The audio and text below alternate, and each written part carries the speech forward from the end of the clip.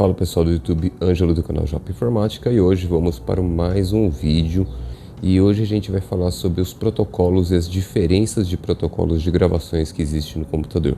Eu sei que isso daí é chato, mas é importante a gente saber. Hoje em dia, lógico que a maioria usa-se o protocolo SATA e o protocolo NVMe, que é o que está sendo usado hoje nos SSDs, principalmente NVMe, que são as gerações mais novas. Mas é importante a gente ter o conhecimento dos protocolos mais antigos também, porque a gente acaba pegando máquinas com protocolos mais antigos, no caso o protocolo IDE e protocolo AHCI. E para a gente começar, a gente vai ter que começar a falar sobre o IDE.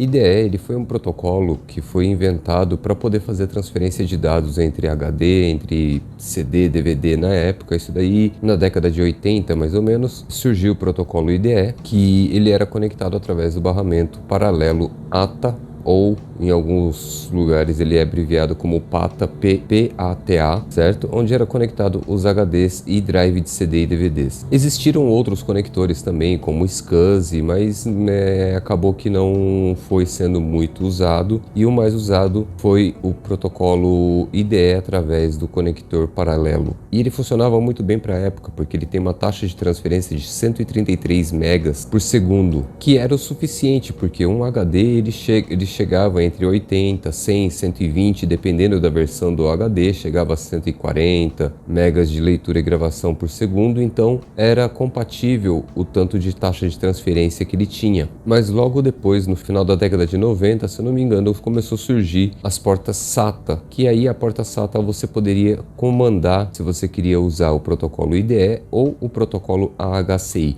O protocolo AHCI ele tem a vantagem que ele tem uma taxa de transferência que chega, a terceira geração chega até 600 megabytes de taxa de transferência, sendo bem melhor do que os protocolos IDE. Existe uma limitação entre o SATA e o IDE. No caso do IDE, no mesmo conector você conseguiria colocar até dois aparelhos, ou seja, dois HDs ou um HD e um drive de CD.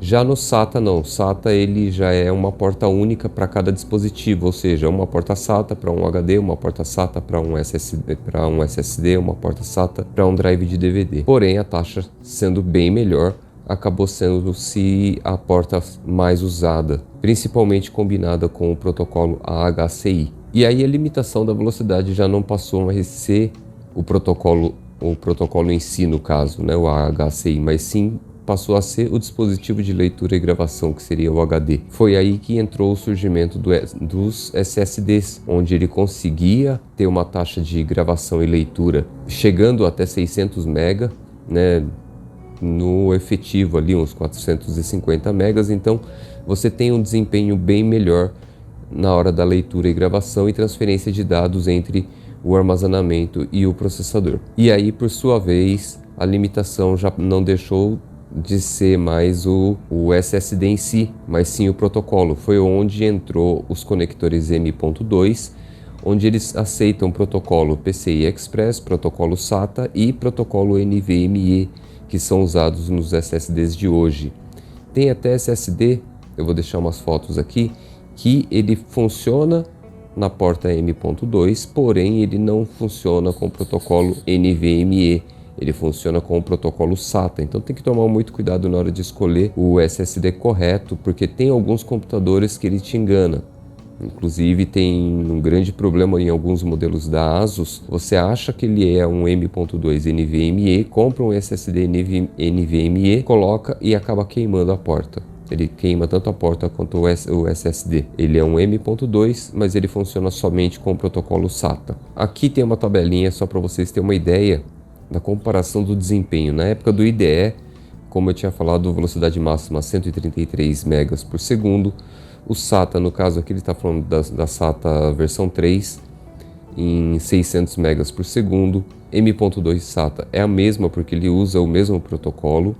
M.2 NVMe e o NVMe ele chega até 7 GB de leitura de gravação por segundo. Lógico que a gente está falando dos SSDs de alta performance, como o Samsung Evo e alguns outros modelos. E por que é importante você saber sobre o protocolo IDE e o protocolo AHCI? Quando você pega um computador que ele é um pouco mais antigo, geralmente ele vem configurado no HD, ele vem configurado como protocolo IDE.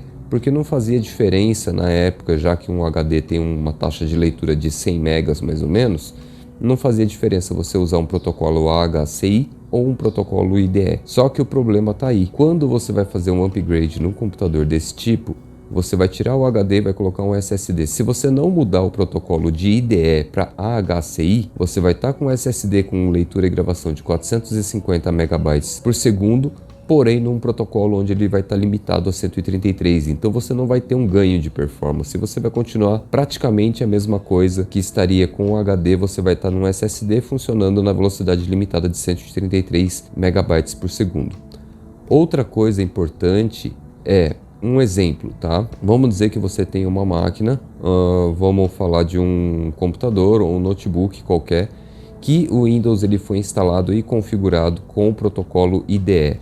E porventura essa máquina venha queimar e não ligue mais, mas você precisa usar esse sistema operacional sem problema nenhum. Você pode tirar o HD ou o SSD e colocar numa outra máquina parecida que ele vai subir o sistema do mesmo jeito. Porém, às vezes a gente se depara com uma tela azul.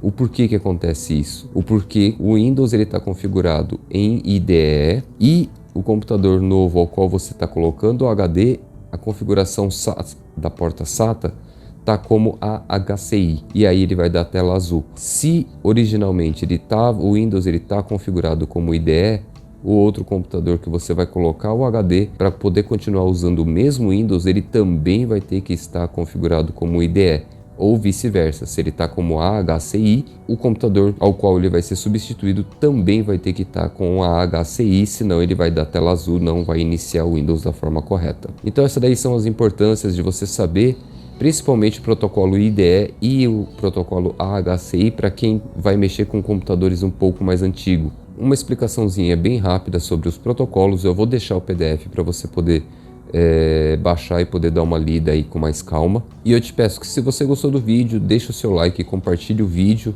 que isso daí é muito importante para a gente poder continuar gravando essa série de vídeos e colocando no ar para você poder aprender um pouco mais sobre hardware. Muito obrigado por ter ficado até aqui e até o próximo vídeo.